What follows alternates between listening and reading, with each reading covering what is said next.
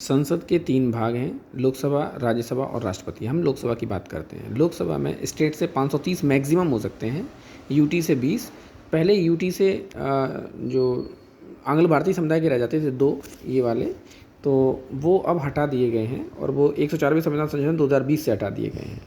अधिकतम संख्या भारत में हो सकती है 543 लोकसभा में, और ये पहले 552 जो 545 थे ये इससे कम थे। अब ये बढ़कर 543 हो गए हैं। 31वें संविधान संशोधन 1973 के द्वारा ये हुए हैं।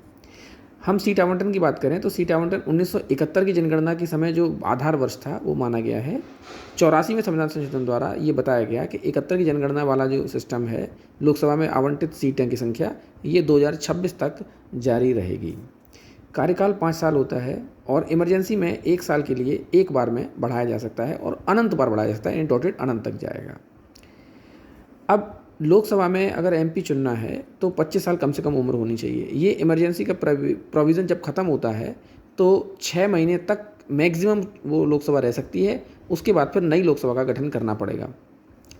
स्थगन जो है वो लोकसभा अध्यक्ष कर सकता है। लोकसभा का जो सत्र चल रहा है उसका सत्रावसान और विघटन ये राष्ट्रपति करता है। आर्टिकल 93 के अनुसार जो लोकसभा है उसी में से वो लोग अपने में से अध्यक्ष और उपाध्यक्ष चुनते हैं।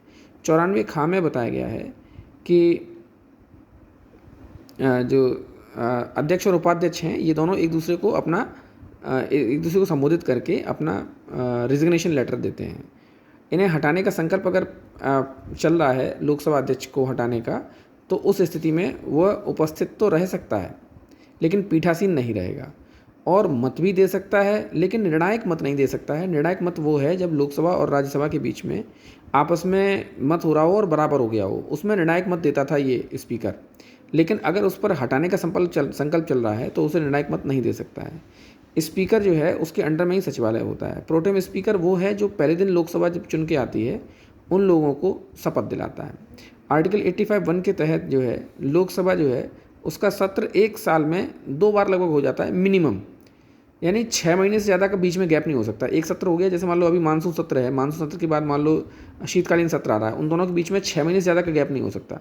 ज़्यादा मतलब कम हो सकता है, जैसे पता चला कि 1 साल में हम 3 कर सकते हैं सत्र, लेकिन 2 से कम नहीं कर सकते। कम से कम 6 महीने के गैप से ज़्यादा नहीं कर सकते आप। आर्टिकल 103 का कह रहा है मतलब है कोरम 1/10 होना चाहिए, यानी कम से कम 1/10 लोग होंगे तभी लोकसभा का सत्र चलेगा।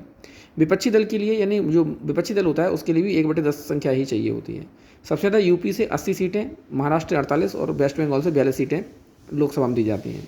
लोकसभा में अब रुपया कितना खर्च कर सकते हैं चुनाव लड़ने के लिए? 95 लाख लोकसभा में, और विधानसभा में है 40 लाख। पहली लोकसभा 13 मई 1952 को। अध्यक्ष थे स्पीकर जीवी मावलंकर सबसे पहले 15 मई को, और फर्स्ट स्पीकर थे। शेष कार्यकाल इनका ये खत्म हो गए थे, फिर इनके लिए एम अनंत श्याम स्पीकर बने थे। 1954 में जेवी कृपलानी ने 21 मंत्रियों एमपी के साथ मिलकर जीवी मावलंकर के खिलाफ अविश्वास प्रस्ताव जारी किया था, जिसे हटा दिया गया था। पहली महिला स्पीकर हैं मीरा कुमार। जमानत व्यक्ति की जब्त तब हो जाती है जब 1/6 वोट भी न मिले। जो वोट टोटल पड़े हैं उसका 1/6 वोट भी अगर वैध मत का नहीं मिल रहा है तो वो जमानत जब्त हो जाती है। निर्वाचक नामावली में अगर व्यक्ति का नाम है तो भारत के किसी भी जगह से चुनाव लड़ सकता है, जैसे कि अभी राहुल गांधी ने लड़ा था वायनाड केरल से, जबकि वो केरल में नहीं रहते हैं, लेकिन फिर भी वो कहीं से भी लड़ सकते हैं अगर उनका निर्वाचक नामावली में नाम है किसी भी जगह भारत में।